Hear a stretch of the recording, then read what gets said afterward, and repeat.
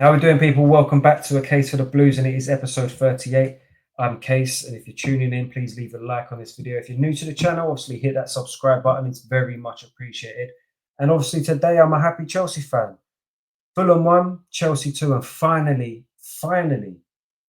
we have got a win, an away win in 2025, because it's been a long journey since we've had one of them. And you know what? Do you know what made it even more special? The fact that we done exactly the same thing to Fulham that they done to us at Stamford Bridge this season. A late goal that wins it and takes the 3 points. And right when our season is on a knife edge, where if we do drop points, it could be Champions League goodbye. Expected points, like I've done that play predictor of how our season is going to plan out. If we didn't win this game today, for me, it was Champions League gone, no debates, done. Enzo Maresca, pack your bags and see you later. However, today we have to give credit for Enzo Maresca and his substitutions, because today they changed the game and they won us the game. And you know what? I'm very vocal about this manager and my feelings about him. Everybody knows how I feel about him. But today he got it right. So you have to, it can't all just be one way. You can't just be slating him constantly. It's no agenda. I want the best for this squad and I want the best for this team. And I want Enzo Maresca to do better. And today was better. So well done, Enzo Maresca. He comes out with the substitutions at half time and we win. We get the 3 points. It wasn't all plain sailing today. That first half, in my opinion, was not good enough. It was very scrappy, very sloppy. We're not very good on the ball. Your usual, slow paced, the usual stuff that I've been moaning about in all of my streams recently and how we set up, etc.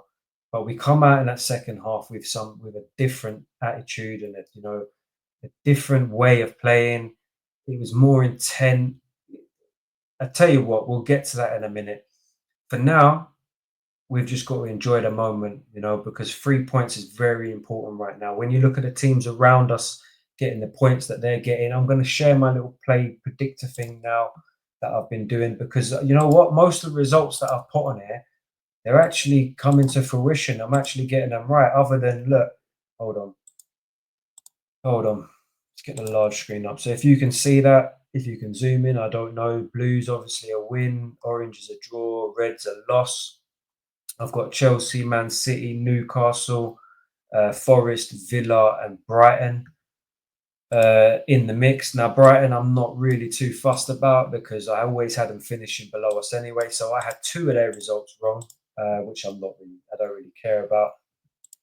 I've got the Nottingham Forest v Everton game wrong. I've got the Everton versus Man City game wrong, and I've got the Ipswich versus Chelsea game wrong. So out of them results that I've got wrong, only two of them really affect me, and that's the Everton and Man City win and the Chelsea Ipswich win. I'm not really fussed. Well, it was a positive that Everton beat Forest, in my opinion, because obviously we need to drop points. But yeah, obviously the Ipswich one is a no good. It's not good at all. We can't be dropping points. And obviously Man City getting more points than expected. I mean, I'm looking at them now thinking, do you know what? They might just go on and not drop any points at all now to the end of the season. You know what City are like when they start hitting a bit of form. They normally continue that run of form. And they ain't had the best season. So for them to finish higher would probably be their goal. Let's just finish on a good run to the end of the season and say goodbye to Kevin De Bruyne, in my opinion. So that Man City and Aston Villa game, that could be an L. I'm not going to lie. And then if it was an L, you know what? I wouldn't mind it. But you look at the table now and you see where we are. We need to just try and stay ahead of the pack. We're fifth at the moment, but we've got Villa there on 57 points. And I think, hold on, let me get it up. Who else has got 57? Is it Forest with a game in hand? Let's have a look while we're here quickly, if I can get it, if I can find it. It is. It's Villa and Nottingham Forest. Obviously, Forest play Spurs tomorrow. Hopefully, Spurs do the job and beat them. Now, you never know with Spurs. They've been on and off of form all season. Well, to be fair, they've had no form. But I'm just hoping Spurs can get a result against them and help us on our way, because it's looking very tight there. We're 1 point behind Man City at the moment on 58 points. We're 2 points behind Newcastle First and second place is already a given. That's done. So, I mean, Newcastle playing against who they got next? Ipswich. You're going to expect Newcastle to win. Any hiccup along that way, and I'm expecting us to be on their toes. I am hoping that this game here against Liverpool is off the back of them, hung over Liverpool. If they beat Tottenham, they win the league. So I'm hoping that this is just hung over Liverpool and we can get a result. This Newcastle game, I'm not expecting anything. I'll be honest with you. I think this is going to be a high intensity, mentality needed game where Newcastle are fighting for it. We're going to be fighting for it. And Newcastle typically are a bogey club for us anyway. I can't see us winning that game. I mean, they're in incredible form. I know they lost 4-1 the other day, but prior to that, they've just been stomping people. This Man United game, I'm starting to think that maybe we'll actually nick the 3 points because they're just dog shit at the moment, losing to Wolves today. And then that Forest game. I mean, these two games at the end of the season, I'm starting to question whether, I've made the right prediction there. But I'm not going to change the prediction anyway and just see where we had. Like, I want to be wrong. Let's get that right. I want to be wrong.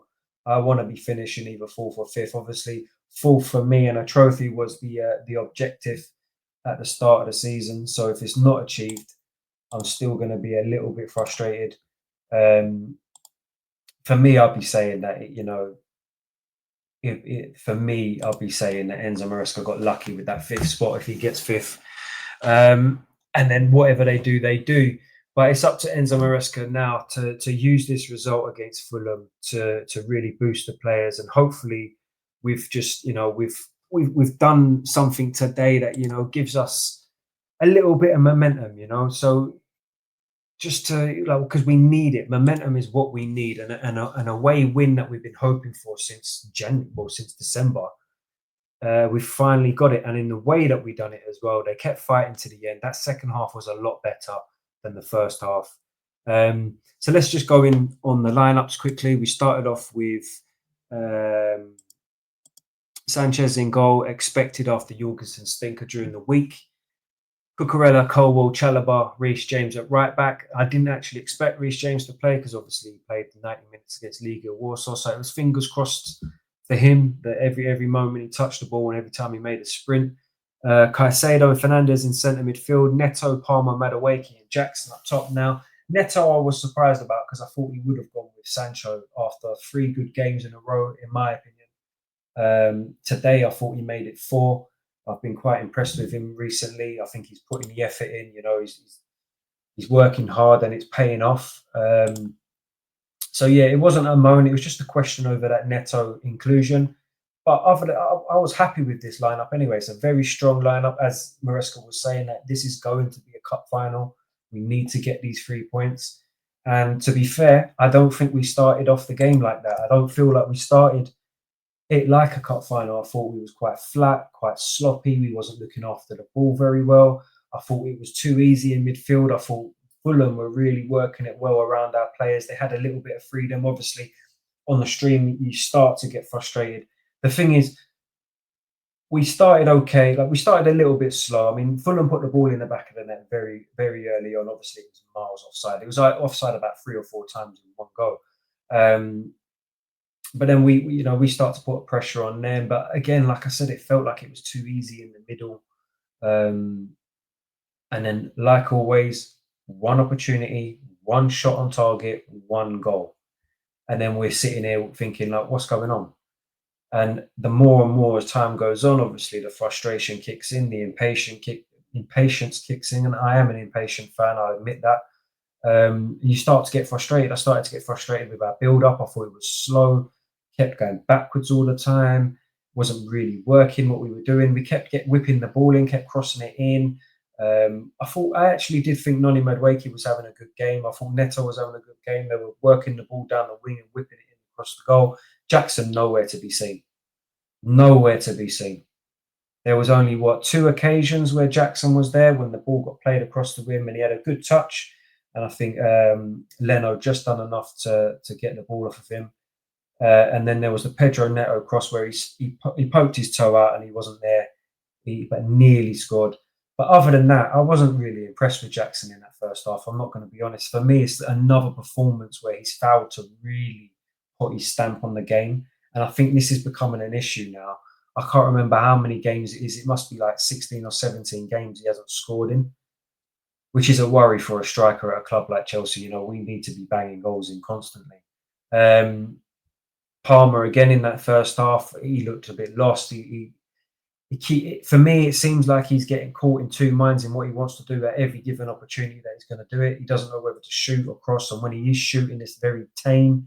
But other than that, I don't think he had a terrible game. I thought he played okay. The thing is, if he's not impacting the game like he did last season, people are quite quick to judge his performance on, at that standard. At the end of the day, I thought he did okay. But yeah, that first half, I don't think Reece James had a good game. I didn't think Enzo or Caicedo were having a very good game, and it was reflected in that goal as well, where the ball's just easily taken off of Reece James, pushed onto the ground, and then I don't think, and I need to rewatch it back, but I'm sure Enzo didn't follow Iwobi's run.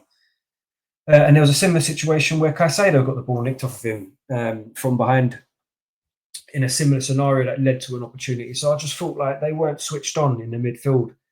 And obviously the defence are scrambling around every time because, the defence sometimes don't help with their lazy passing.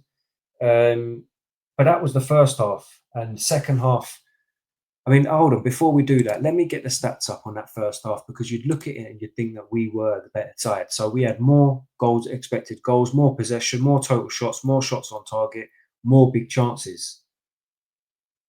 But out of that, Fulham are 1-0 up. Because in my opinion, I did think they were the better team in the first half.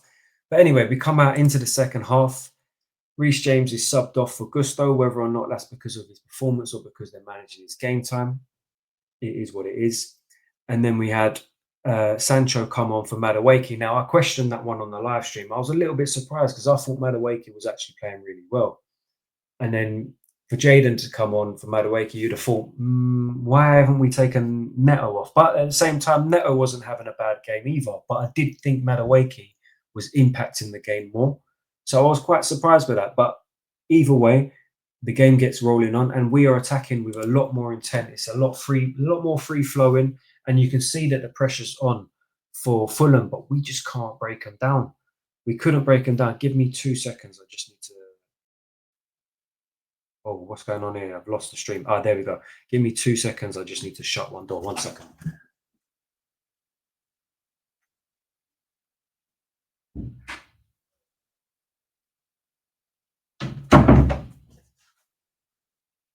There's a draft in the house and it's banging that door. But yeah, so we just couldn't break him down. And then Enzo Maresca, to his credit, takes a gamble with Tyreek George and subs off Nicholas Jackson, who was absolutely non-existent, no presence at all.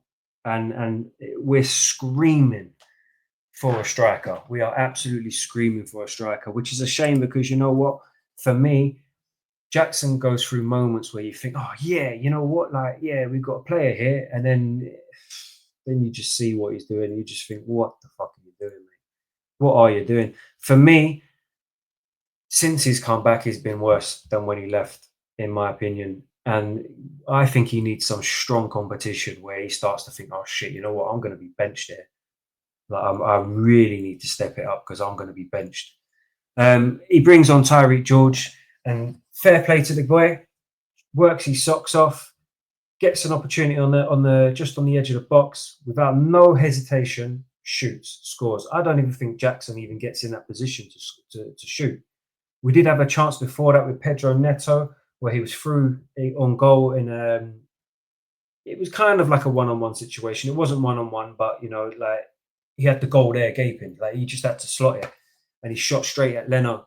But Tyreek George, fair play, well done for you, mate. You're getting your first, is it your first Premier League goal, I think? I'm not quite sure. But either way, he levels the scoreline at a very crucial time in the game. When was it? It was 83 minutes. So he came on 78 minutes and he scored within 5 minutes of coming on. And yeah, at that point, again, Chelsea, do not stop, relentless, keep going. At that point, though, Fulham did make some attacking substitutions, swapping Iwobi out for Traore and bringing on Carlos Vinicius for Jimenez. So Fulham are going for it, don't get me wrong. But, we kept the pressure on. And in the end, the ball's played to Neto. It was a lovely bit of play. So if you get an opportunity to see the goal, it was some good link-up play between Caicedo, Enzo, and then it's flicked on. It was flicked on by Caicedo, then it was played out wide to Enzo. Enzo whips it into the box, across the goal. Touch from Neto, spins, smashes it into the goal.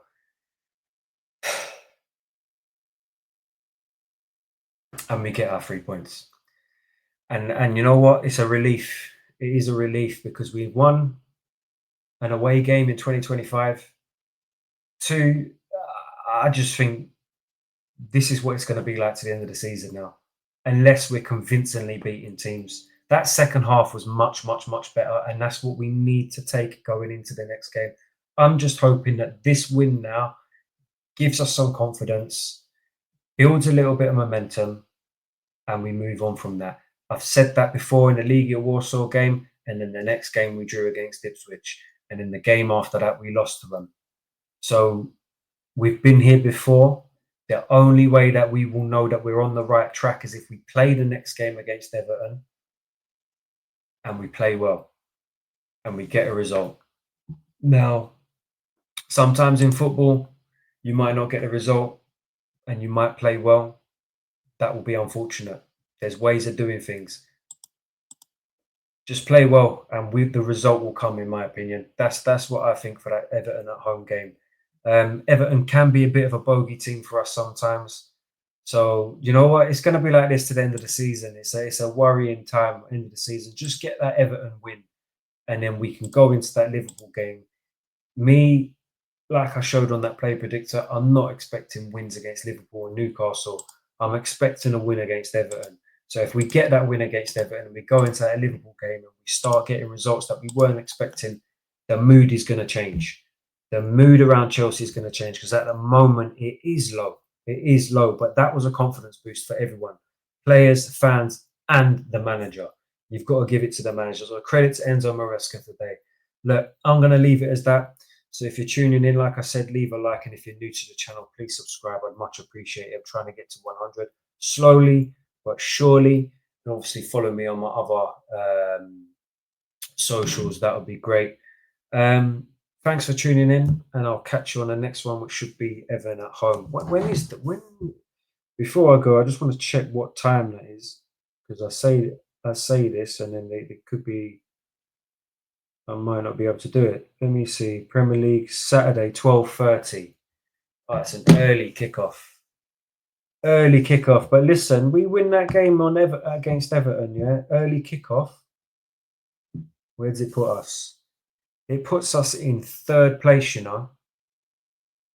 If we win that early kickoff, it puts us in third place. Obviously, bar the Nottingham Forest and Spurs result. Let's just assume that nothing changes. Spurs beat Forest, and none of the table changes. If we go into that game on Saturday and we win the 12:30, is there not any games on Friday? That's what I need to just double check in case I've bugged myself off. There ain't. We go into that game on the Saturday at 12:30 and we beat Everton, by 3 o'clock, we'll be in third position. Then the pressure is changing. The pressure changes and it flips over to these other teams who need to get performances out. And that's where we want to be. We want to be a little bit more comfortable. But anyway, thanks for tuning in, and I'll catch you on the next one.